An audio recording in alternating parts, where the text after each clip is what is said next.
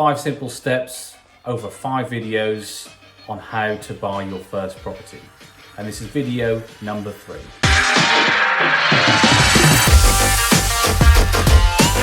Hey, what's up guys? Dan Dravidi here. I hope you're all well.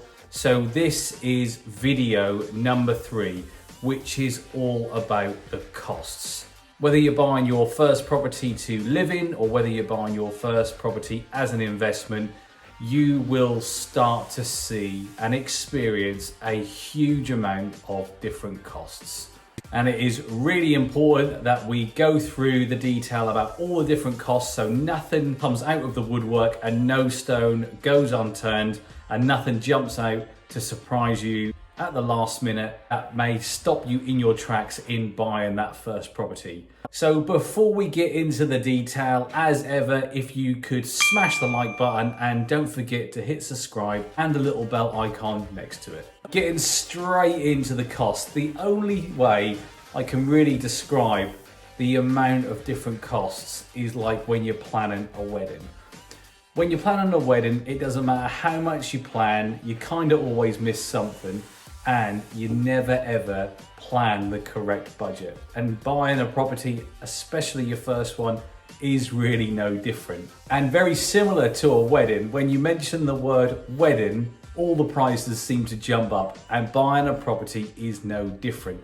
And that's right through from legal fees to surveyors' costs to furnishing it and bringing in tradespeople, whatever it may be, the costs do seem to keep on climbing. And when you're doing it for the first time, a lot of these costs are unknown. And if I go back to my very first property to live in and then my very first property that I bought for investment purchases, you always underestimate what the costs are going to be and all the different types of costs involved when buying a property. And the next video, video number 4, is all about how we raise the funds to pay for those costs. So understanding all of the costs and budgeting correctly is so essential so you don't get caught short on that first transaction. So let's get straight into it. So the first one is kind of obvious, but it's the cost of the property, the purchase price. And the cost is going to change depending on how you're financing it.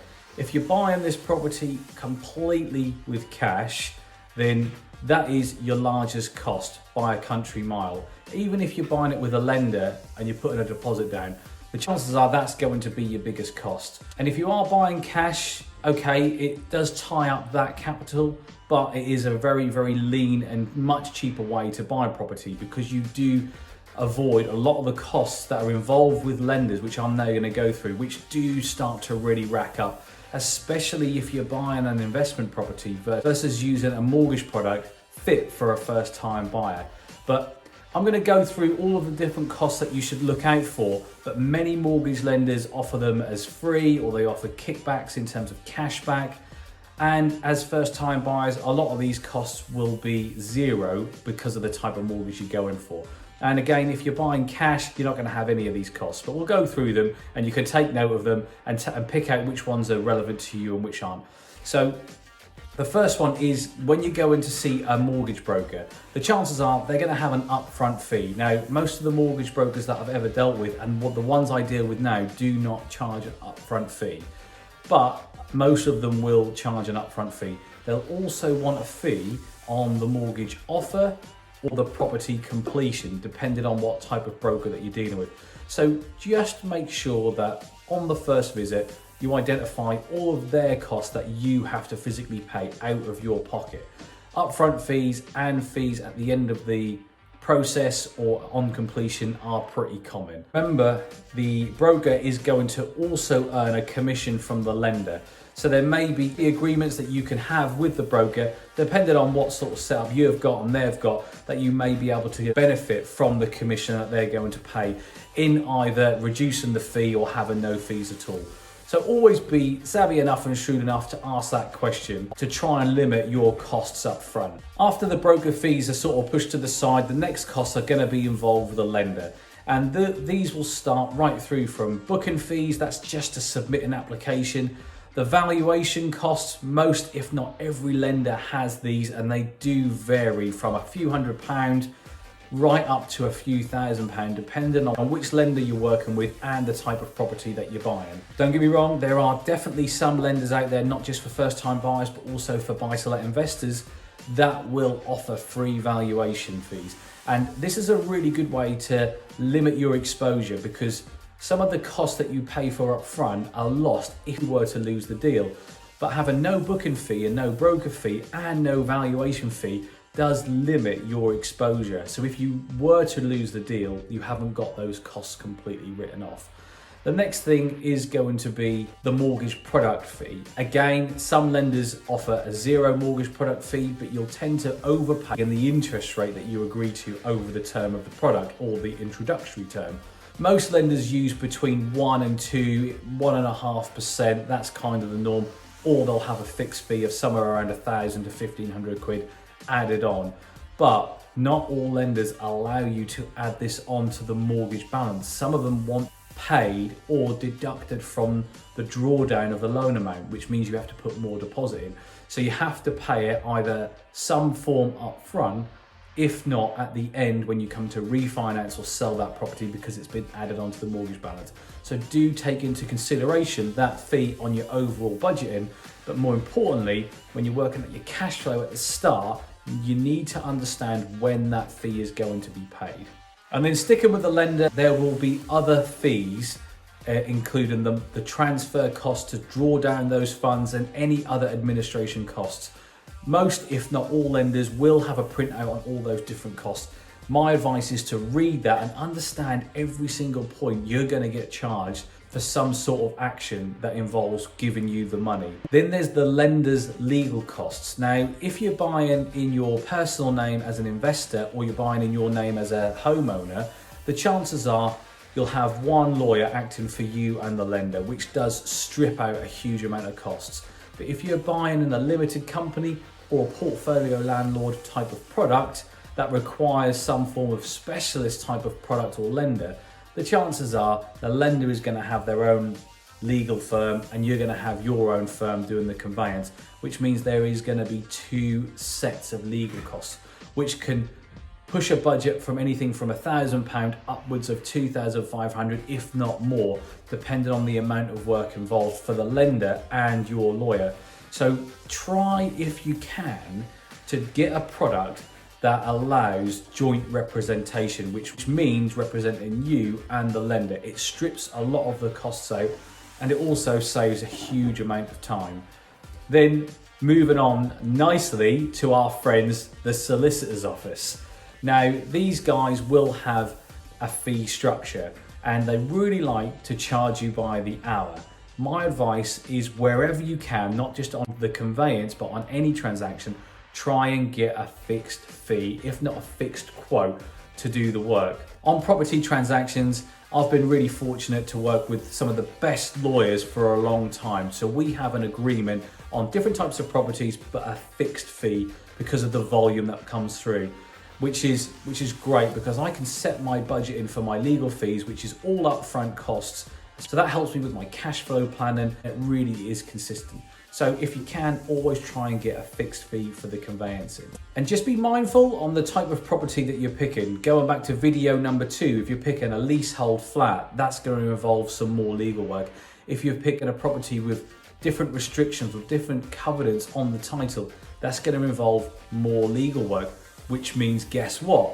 More legal fees. So it's really important that when you're agreeing that fixed cost, it's specific to the type of property and the type of transaction that's going through, so you don't get any hidden extra costs at the other end. So before we move into the property itself, if you're buying through an agent or an auction company, be mindful that they may have charges for you, the buyer, as well. Buyer's premium is a real big hit with auction companies, and they tend to be a percentage of the purchase price with a minimum fixed fee. There's also some hidden legal costs in there as contributions towards the vendor's legal costs. So again, read the detail, understand every single penny that you're having to spend up front. Then the next one is, of course, stamp duty. Now, if you are watching this video around July 2020 and within 9 months of that day, and you're buying a property under 500k and you don't own another property, then the chances are you're not going to be paying stamp duty, which is great news. And if you're buying a second property as an investor, you have some saving because stamp duty at the 0 rate banding has been increased from 125k to 500k. So we're saving some money, but unfortunately there's still the 3% levy for second homeowners and buy-to-let investors and people buying in a company that own other properties. So just be really mindful of the stamp duty costs. These costs are very large, and if you're doing a buy to flip, these can eat away at your profit. There's a saving, don't get me wrong, but it's not a huge saving. There's things like multiple dwelling relief, which I talk about in another video all about stamp duty.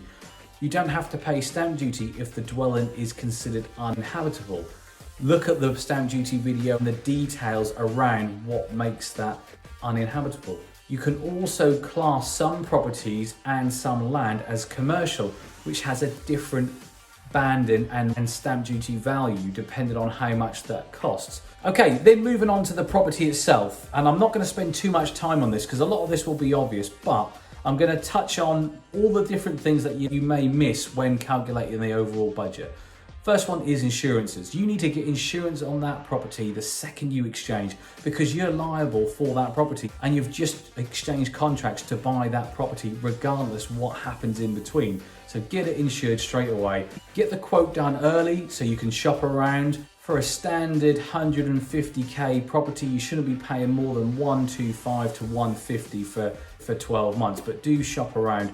Sometimes you have to have the lender's interest noted on that, so make sure you know exactly what you should and shouldn't be doing and what you can and can't be doing. Then day one, my advice to everyone is to go to the property, pick up the post and contact all the utility providers and the council tax department and get these bills set up very, very quickly. Having them hanging over your head and delaying is actually a really short-term view. They have to be paid eventually.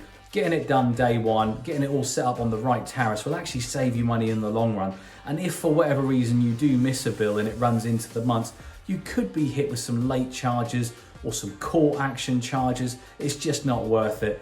Get them set up really quickly, get the meter readings sent over and get all of those bills set up on standing orders so you know exactly what your costs are. And then not forgetting your ongoing mortgage costs if you have a mortgage on there. So straight away, about a month after you complete on the property, those mortgage payments are going to be taken out of your account. So start to account for them. And then finally, it's about the dwelling itself. Now, depending on what sort of property you're buying, how much work is needed, how much work you're going to do yourself, you need to start budgeting for these costs. And there is no better way to budget than getting quotes. So you could be getting these quotes done well in advance. That's labour and material quotes. You could be getting kitchen and bathroom plans done and therefore knowing the costs involved. You can be working out how many meters of carpet and tiles and vinyl or wooden floor that you need. So budgeting for everything that you're going to be doing in that property is absolutely essential. And there's no point in taking your finger out and just guessing. Getting accurate quotes well in advance really is the best way to do it. And there is no excuse not to do it because you have a lot of time through the conveyance process and definitely between exchange and completion to do that.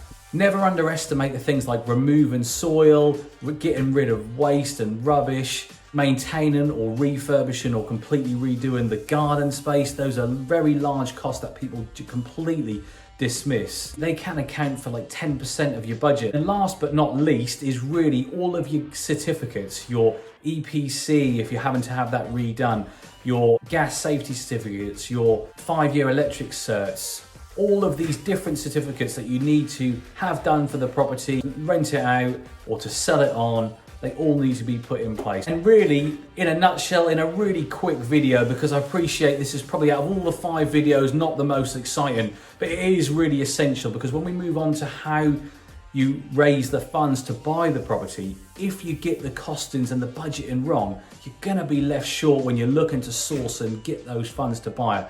And the worst thing possible would be that you get a deal, you get funding for it, and you miss something in your cost that could wipe out your whole deal, if not all of your profit.